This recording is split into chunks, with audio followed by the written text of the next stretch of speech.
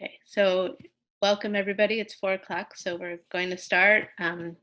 Again, I'm going to introduce you to Rabbi Evan Moffic, who will be leading us this afternoon. Thank you so much for joining. If you have questions, you can post them in the chat. And once we get to the Kaddish portion of our service, I will unmute everybody so that we can all hear each other where appropriate. And so with that, I am going to turn it over to Rabbi Moffic. Hi, everyone. So nice to see you.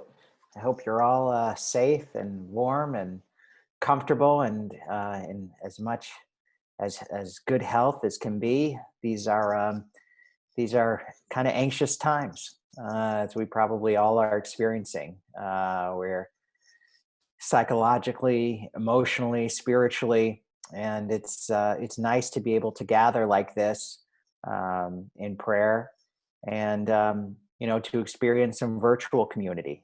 Community means so much. As I've been thinking about it in my own synagogue, so I'm based in suburban Chicago, so in Highland Park, Illinois, which is on the northern one of the northern suburbs of Chicago, and the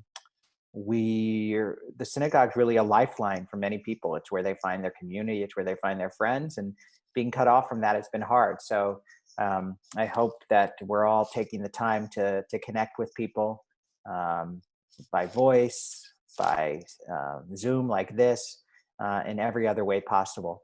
And one of the things that a synagogue service does is it allows people to say Kaddish. It allows people to say a prayer of mourning for someone who's died. Now, the custom is that the Kaddish is really said every day for somebody like a parent or a spouse who has passed away. In the year after, you say the Kaddish every day. And then in many Reform synagogues, and I think conservative and Orthodox as well, but I know Reform, you say the Kaddish every year on the Yort site, the anniversary of their death of a loved one. But for many people, they need a daily service to say Kaddish for a close relative, for a close family member. And so we can kind of do that virtually now. But I was also thinking, if you're on this call, perhaps, you haven't been able to go to synagogue for a Yort site of a friend or a family member, on their annual Yort site. And so, or perhaps you just lost somebody recently and would just like to say Kaddish, even if you're not saying it regularly. This service can do all of that.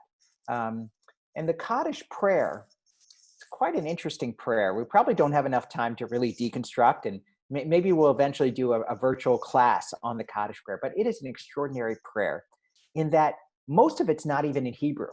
It's in Aramaic, which is, Aramaic was sort of the daily language of kind of the time between, let's say, 500 BCE and 100 CE.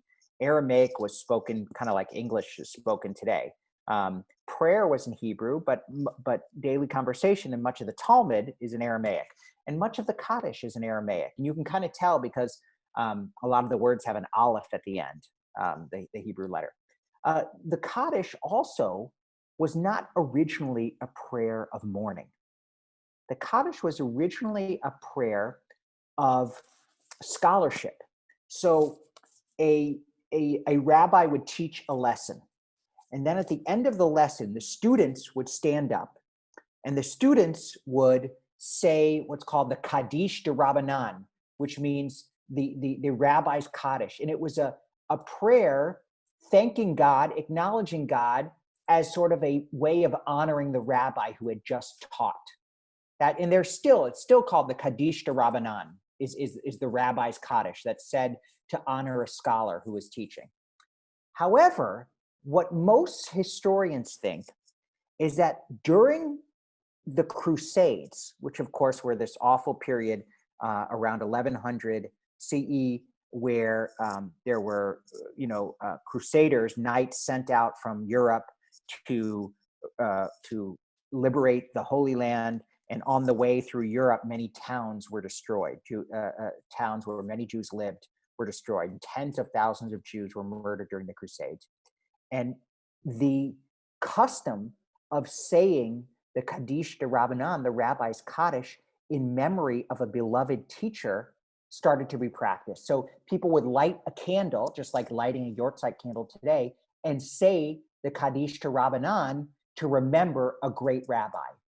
And somehow, nobody knows exactly how, it probably took a couple decades or a couple hundred years, this custom of saying the Kaddish de Rabbanan in honor of a rabbi became common to say it in honor of any loved one.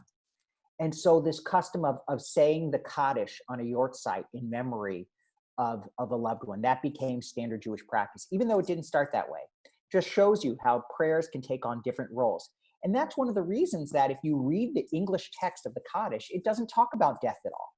It has nothing, it doesn't, it talks about glorifying God. It talks about God's presence in the world. It doesn't talk about death because that wasn't its original function. But in some ways that creates a beautiful way of thinking about the Kaddish now, that in some ways, when we say the Kaddish, we're bringing that person's memory back into life in a way. We're keeping that person alive. That's at least how I think about it. You don't have to think about it that way, but it's one way of kind of honoring the soul of a loved one. And it's a beautiful prayer.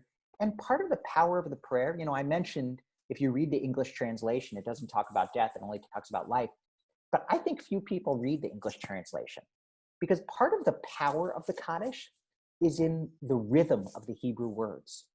Even if you don't know what they mean, as you say them, there's a kind of a rhythm to it that is kind of soothing is not the right word, but it kind of transports your mind into a certain space. It's a very powerful prayer in that way.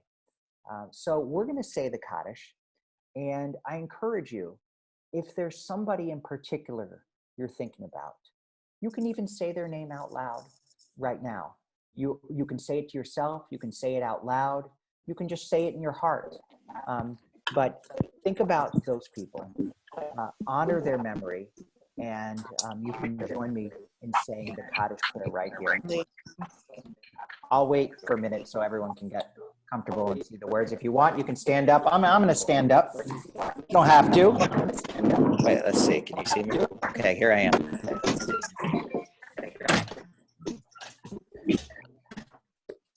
Yitgadal, Yitkadash, May, Ma, Hira, Kirute, Yamlit, Malchute, V'chayechon, V'yomechon, Israel Bakalam, Ubizman, V'imru, Amen. Yehi Shemei Rabbah, Lomei Amaya. Barak Yishtabah, Yishtabah, Yisrael,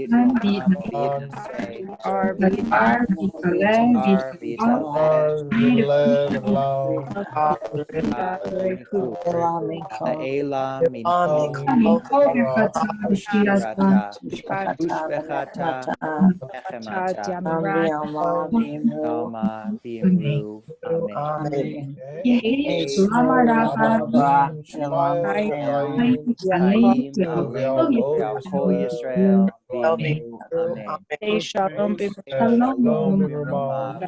Aleinu Shalom Aleinu V'Yakol Yisrael. Amen. May God, the source of peace, send peace to all of us who mourn and comfort to all who are bereaved, and let us all say, Amen. Well, this is our first in our virtual Kaddish Minyan. I am sure we will do more and hopefully do more classes and learnings together. Anyone have any questions? Anything people are wondering? Are we going to do this tomorrow? The boss can answer that one right here. We are going to do this tomorrow. We're going to do it at least through My Jewish Learning every day this week, and hopefully we will continue as long as this crisis is going on. We have a different rabbi lined up to lead us every day this week, and hopefully we can welcome Rabbi Moffic back next week, but we can talk about that. So yes, please join us next week. Or tomorrow. It's the same link. This Very is nice. great. Thank you so much. Thank you very, very much. Thank you. Bye-bye. This is great. Bye-bye. Thank you. Thank you. Have a Bye-bye. terrific evening, gang. You too. Thank you. Bye-bye.